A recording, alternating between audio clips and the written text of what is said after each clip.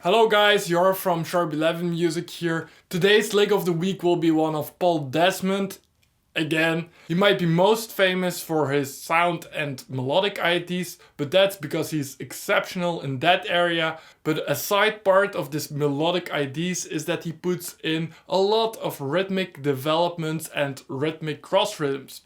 That's what we will be talking about today. As always, if you like this content and you like to get better in jazz, music and playing in general, subscribe to this channel and leave a like or a comment, that would help. So let's first hear Paul Desmond play it again.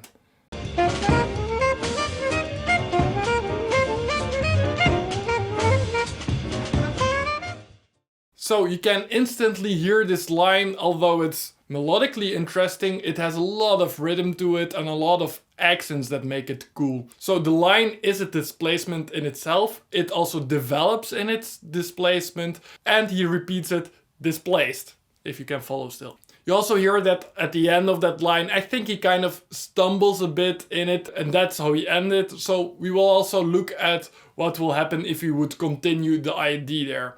So first the melodic ID.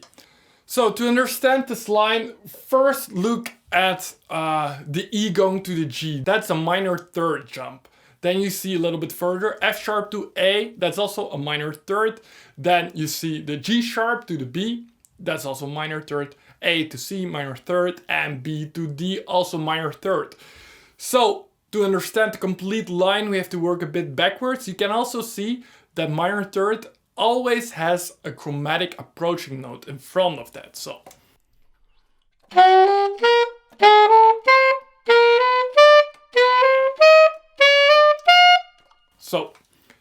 And then if you look at the upper note of the minor third, that's always the note that you hear is accentuated.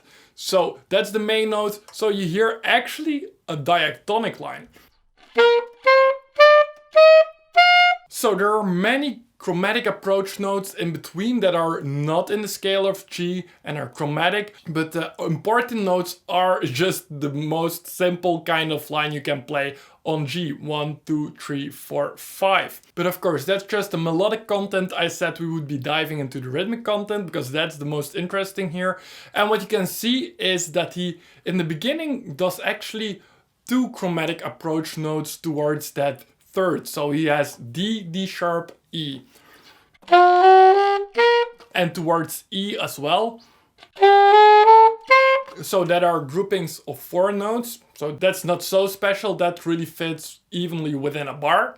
But then next up, he's going to compress it and leave out one of those notes. Then it becomes a 3/2 rhythmic modulation.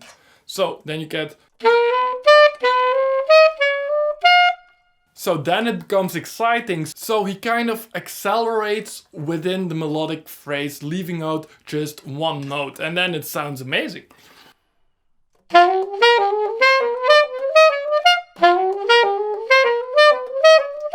And then he repeats that exact line, but whereas that G target note first came on the first beat, no, it's displaced and that comes onto the second beat. So that makes it really cool. So he has the line that is a kind of metric modulation, and then the next time he plays that line, he displaces the complete line as well. Chaboom! Amazing. Jazz. Nice. And then up next, he wants to repeat it a third time, and then even leaving out 8 note rest that he first would do. And that's where he kind of stumbled and ended his line a little bit earlier. But at this moment, the line is already so cool and he wants to expand it further. So I forgive him the little glitch there. But if we would continue it, I continued the line, then it would be this.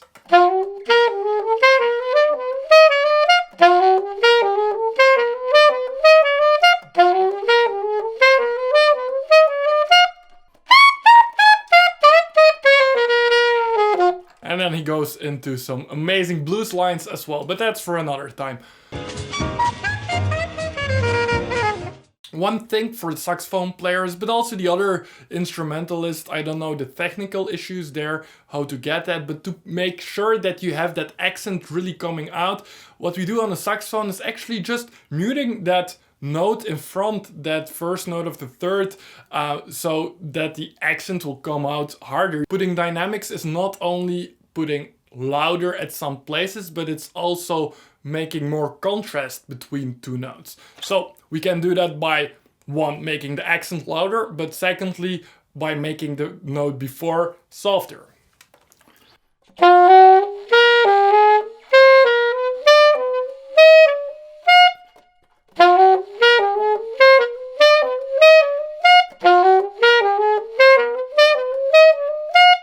So we do this on saxophone with some half tonguing.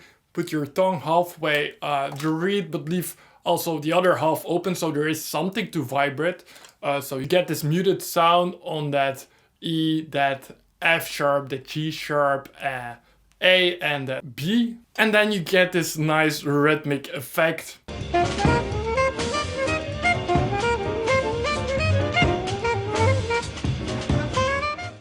So cool, guys, go and steal that. I think it's really amazing, and that's something, you know, some players put that in their playing, some rhythmic developments, but I think even within 8-note lines with these kind of accents and modulations, I think there is still a lot of development that can be brought into jazz standards and bebop, but also fusion. I think there are still a lot of cool things to get. Hope you are inspired by Paul Desmond, as I am all the time, by any solo. And let me know what you think about this little lick. When I listen to Paul Desmond, I'm always really impressed by his beautiful sound, his melodic lines, which are so sophisticated.